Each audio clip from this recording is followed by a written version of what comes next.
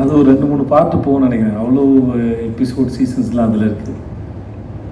But எல்லாத்தையும் தாண்டி இன்றைக்கி இந்த மேடையில் இவ்வளோ பேரோட இந்த இந்த போஸ்டரையும் இந்த ட்ரெய்லரையும் டீசரையும் இன்றைக்கி நடக்கிறதுக்கு காரணமாக இருந்த அத்தனை பேருக்கு நன்றி. Especially Jeeva hot star, Pradeep Milroy, Kutty sir and Bala sir and then everybody.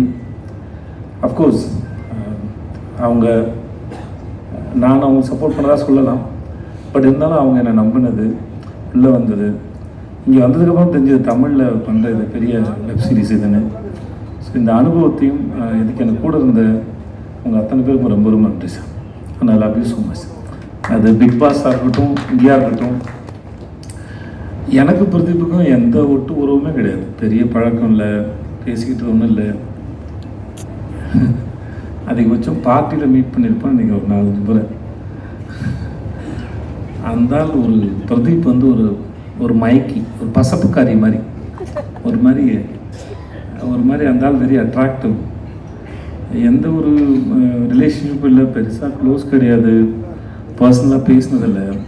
ஆனால் எனக்கு இந்த மாதிரி சில பேரோட ரிலேஷன்ஷிப் ஏற்பட்டுரும். நான் சொல்கிறது ஆம்பளைங்களோட சொல்கிறேன். ஸோ அதனால் அப்படி எனக்கு பிரதீப் எனக்கு அப்படி தான் இருந்தது. எனக்கு பிக் பாஸ்க்குமே இருந்தாலும் அப்படி தான் இழுத்து போட்டாப்புல. நான் ஆஃபீஸில் இருந்தேன், உங்கள்கிட்ட பேசணும்னு சொல்லி வந்து சோஃபாவில் சாஞ்சார், என்னையும் பக்கத்தில் சாய சொன்னார். ஏதோ சாயந்தரம் மாலை வேலையில் பாய் ஃப்ரெண்ட் கேர்ள் ஃப்ரெண்டு பீச்சில் சாய்ச்சி உட்காந்துருக்கா மாதிரி உட்காந்துட்டு நான் ஒன்று கேட்பேன், நீங்கள் நோ சொல்லக்கூடாதுன்னு. ஏதோ மேரேஜ் ப்ரொப்போசல் மாதிரி இருந்தது. சரி என்ன கேட்க போகிறாருன்னு நான் யோசிச்சுட்டு இருந்தேன். நான் பிக் பாஸ் நீங்கள் தான் பண்ணணும் அப்படின்னா, நான் வந்து சார் நான் என்ன சார் பண்ண போகிறேன், எனக்கு எதுவுமே தெரியாது, நான் பார்க்க மாட்டேன். சிம்பு இருக்காப்புல, சூர்யா சார் இருக்காரு, அவங்களாம் வச்சு பண்ணலாம், சிம்புக்கு இருக்குன்னு அனுபவம் இருக்குது அவருக்கு அப்படின்னான்னு. இல்லை நீங்கள் இதை பண்ணுங்கள் அப்படின்னு கரெக்டாக இருக்குன்னாரு. இந்த மாதிரி பல சமயத்தில் இன்றைக்கி நான் என் வாழ்க்கையில் ஓரளவு இந்த இடத்துல இருக்கிறேன் அப்படின்னா, நான் பெருசாக அறிமுகம் இல்லாத நபர்கள் கூட ஏதோ ஒரு காரணத்தில் என் மேலே வச்ச நம்பிக்கையில் தான் நான் முன்னாடி போயிருக்கேன். ஏன்னா எனக்கு என் மேலே வந்து பெருசாக நம்பிக்கை இருந்ததில்லை. ஏன்னா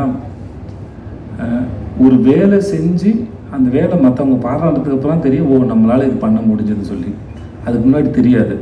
ஆனால் அதுக்கு முன்னாடி நம்ம மேலே நம்பிக்கை வைக்கிற மனிதர்கள் வந்து மிகப்பெரிய ஆச்சரியம். அப்படி தான் எனக்கு மணிகண்டனும் அப்படி தான் இருந்தார், சிஜே பாஸ்கர் சார் அப்படி தான் இருந்தார், சீனு ராமசாமி சார் அப்படி தான் இருந்தார், பிரதீப்பும் அப்படி தான் இருந்தாப்புல. இந்த மாதிரி பல பேர் இருந்துருக்காங்க என் வாழ்க்கையில்.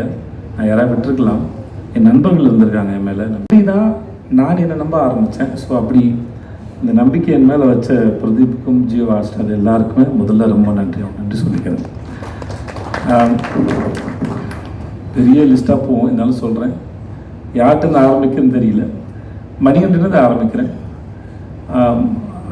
மணிகண்டனுக்கும் எனக்குமான ரிலேஷன்ஷிப்பு, ஃப்ரெண்ட்ஷிப்பு இல்லை, அது எதேச்சியாக ஒரு நாள் ஆரம்பிச்சது. அது இன்னொரு நண்பர் வினோத் மேனன் ஒரு நண்பர் சொல்லி ஷார்ட் ஃபிலிம் ரெக்கமெண்ட் பண்ணேன். என்னை வந்து நேரில் பார்க்க சொன்னாங்க. நான் வந்து சார் நேரில் கொஞ்சம் சுமாராக தான் இருப்பேன், ஃபோட்டோவில் நல்லா இருப்பேன், என்னை ஃபோட்டோவில் பார்த்துருங்க சார்னு சொல்லி என் ஃபோட்டோவை அனுப்பி அப்படி தான் ஆரம்பிச்சது.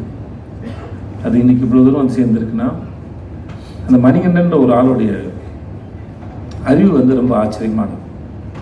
அவர் எந்த ஒரு விஷயத்தையும் அவர் பார்க்குற விதமாக இருக்கட்டும். இந்த ஒரு பையன் பேசின அப்படியே, தம்பி உன் பேர் என்ன?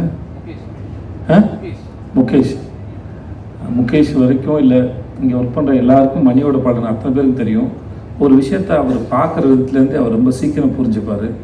அதில் என்ன இருக்குது, அதை எப்படி ஹேண்டில் பண்ண போகிறோன்னு. ஒரு ஆக்டர்ஸை ஹேண்டில் பண்ணுறது, அவர் எழுதுறதுலேருந்து ரொம்ப நமக்கு ரொம்ப கஷ்டமே இருக்காது. ஆனால் அது ரொம்ப ஆழமாக இருக்கும். எனக்கே பல சமயம் வேலை பார்த்து முடிச்சதுக்கப்புறம் தெரியும், ஓ இந்த ஆள் இவ்வளோ யோசிச்சு உள்ளே வச்சுருக்காரு அப்படின்னு. ஸோ அப்படி ஆச்சரியப்படுத்தக்கூடிய மனுஷன் தான் மணிகண்டன். நான் அது எனக்கு தெரிஞ்சு 2008 எனக்கு அவரை தெரியும். இப்போ வரைக்குமே வந்து அவர் எழுதுறது எல்லாமே எனக்கு ரொம்ப இன்ட்ரெஸ்டிங்காகவும் ரொம்ப ஆச்சரியமாக இருக்கும். So thanks to Mani for this web series for everything. பாரு பற்றி நான் பேசுறதுக்கு ஒன்றும் இல்லை. ஸோ எனக்கும் பாருக்கும் ஆள் படத்தை விமர்சனம் பண்ணலாம் ரொம்ப பிடிக்கும். என் படத்தையே கலாய்ச்சிருக்காப்புல, ஆனாலுமே ரொம்ப இன்ட்ரெஸ்டிங்காக அதை செய்வார். கண்டிப்பாக நடிக்க ஆரம்பிச்சதுக்கப்புறம் இனிமேல் அதை செய்வீங்களா? நிறுத்திட்டார், கரெக்ட் சொன்னீங்கன்னு நினைக்கிறேன். ஆமாம் நிறுத்திட்டாரு. இனிமேல் அவரை யாராவது செஞ்சாதான் உண்டு நினைக்கிறேன். ஆனால் எனக்கு இவர் பேசுகிற விதமும் சரி, இவர் வந்து இந்த வெப் சீரிஸ் பார்க்கும்போது எல்லாம் தெரியும், இந்த ஆளை பார்க்குறது ஸ்க்ரீனில் பார்க்குறது நம்ம எல்லாருக்கும் ரொம்ப பிடிக்கும். அந்த அளவுக்கு ரொம்ப இன்ட்ரெஸ்டிங்கான ஃபேஸு, இன்ட்ரெஸ்டிங்கான நம்பரும் கூட. முத்து